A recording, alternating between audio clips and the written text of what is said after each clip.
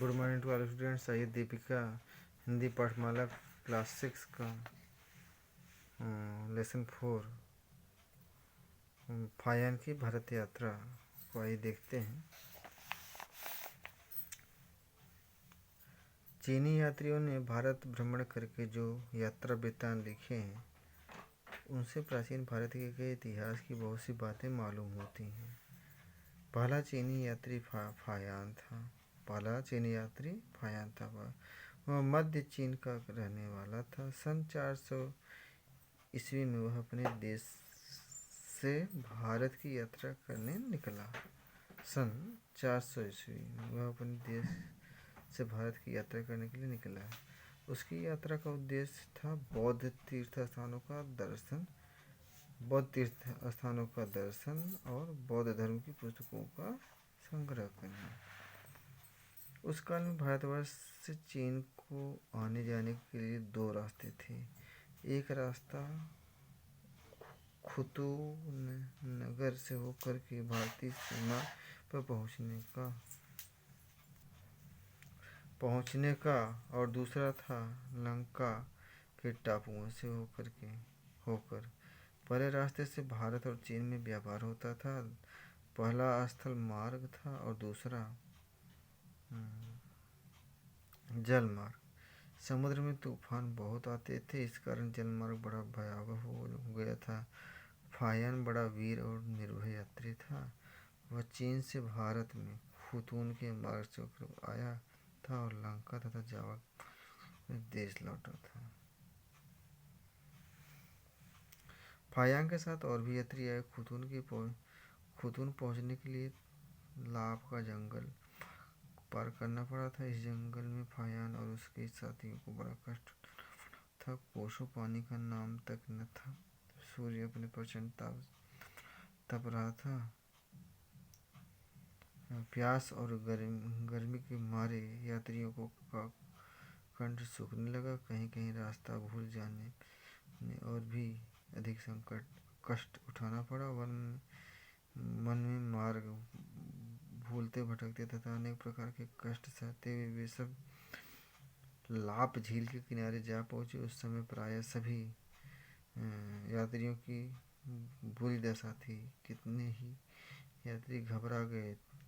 उन्होंने अब आगे बढ़ने का विचार छोड़ दिया, परंतु फायान बड़े ऐसे भारत यात्रा पूरी करने के लिए अपने विचार पर अटल रहा। वह मार्ग के कष्टों को झेलकर अपने कुछ साथियों के साथ आगे बढ़ता गया। फायान 2 महीनों में खुतून पहुंच गया। वहाँ लोगों ने उसकी बड़ी आवभगत की। उस काल में खुतून हरा भरा और संपन्न बौद्ध राज्य था। आज तो यह राज्य उजाड़ हो गया है, परंतु प्राचीन महलों,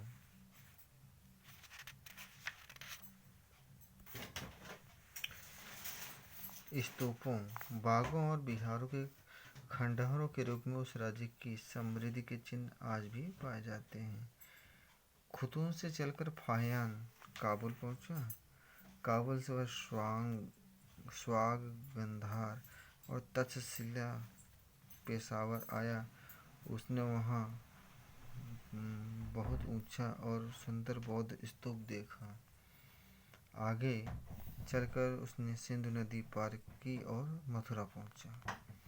मथुरा का वर्णन करते उसने लिखा है, मथुरा में यमुना के दोनों किनारों पर 20 संघाराम हैं। मथुरा में यमुना के दोनों किनारों पर 20 संघाराम हैं।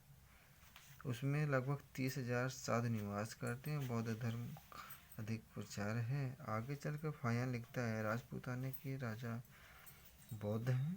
दक्षिण की ओर जो देश है वह मध्य प्रदेश कहलाता है। इस देश की जलवायु न बहुत गर्म है न बहुत ठंडी है। बर्फ या कोहरे की अधिकता नहीं है। प्रजा सुखी है।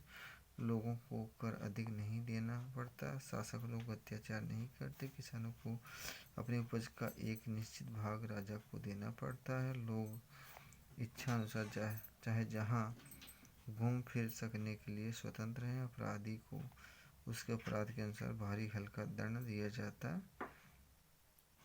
है। देश भर में जीव हत्या नहीं होती। बाजारों में कसाई खाने और मांस बेचने की दुकानें नहीं हैं। बुद्ध भगवान के समय से इस देश के राजा महाराज तथा अमीर लोगों में दान से विहार निर्माण करने की प्रथा चली है। वे लोग भूमियाद का दान पत्र लिख देते हैं, जिसकी आय से विहारों का काम चलता रहता है। विहारों में रहने वाले साधु संतों को भोजन मुफ्त मिलता है। मथुरा से चलकर फायान, कन्नौज, श्रावस्ती, कपिलवस्तु, कुशीनगर, पाटलिपुत्र, राजगिरी, गया, काशी आदि विभिन्न स्थानों की यात्रा की। भगवान बुद्ध की जन्मभूमि कपिलवस्तु को फायान ने बुरी दशा में पाया। नगर उजाड़ था। कुशीनगर, जहाँ बुद्ध ने यह लीला समाप्त की, बुरी दशा में था। वैशाली नगर में बौद्ध धर्म की पुस्तकों का संग्रह, ये बौद्धों का दूसरा सम्मेलन हुआ। वैशाली नगर में बौद्ध धर्म की पुस्तकों को संग्रह करने के लिए बौद्धों का दूसरा सम्मेलन हुआ। इस स्थान की दशा अच्छी थी। पाटलिपुत्र पटना का वर्णन करते हुए फायान ने लिखा है, पाटलिपुत्र का पुराना राजमहल बड़ा अद्भुत है। उसके निर्माण में बड़े बड़े पत्थरों से काम लिया गया है। मनुष्य के हाथों से वह न बना होगा। उसमें लगभग 600-700 साधु रहते हैं। दूसरे महीने के 8वें दिन यहाँ एक उत्सव होता है। उस उत्सव पर 4 पहियों का एक रथ बनाया जाता है। रथ पर 5 खंडों का बना हुआ एक मंदिर रखा जाता है। मंदिर बहुत सजा हुआ रहता है। भगवान बुद्ध की एक मूर्ति स्थापित की जाती है। इसी प्रकार से 30 रथ तैयार किए जाते हैं। यह उत्सव बड़े समारोह से मनाया जाता है। धनी लोगों ने नगर में असहाय रोगियों की चिकित्सा के लिए औषधालय खोल रखे हैं। फायान ने गया में बौद्ध वृक्ष तथा बौद्धों के अन्य धार्मिक स्थानों का दर्शन किया। उसके उपरांत वह काशी, ताम्रलिप्ति आदि स्थानों का भ्रमण किया कर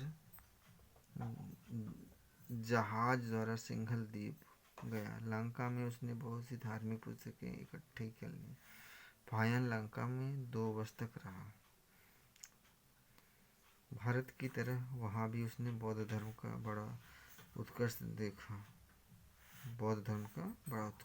भारत की तरह वहाँ भी बौद्ध धर्म की बहुत सी पुस्तकें और मूर्तियाँ इकट्ठी कर ली।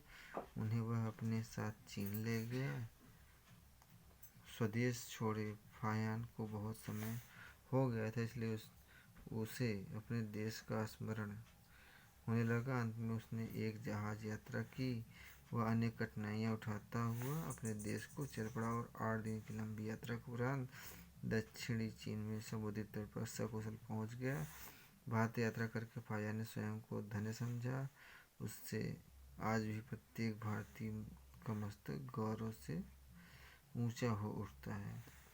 और इस पाठ के लेखक महावीर प्रसाद द्विवेदी जी हैं। तो बच्चों, इस प्रकार से आज आपका पाठ यहीं पर समाप्त होता है। अगले क्लास में मिलते हैं, तब तक नमस्कार।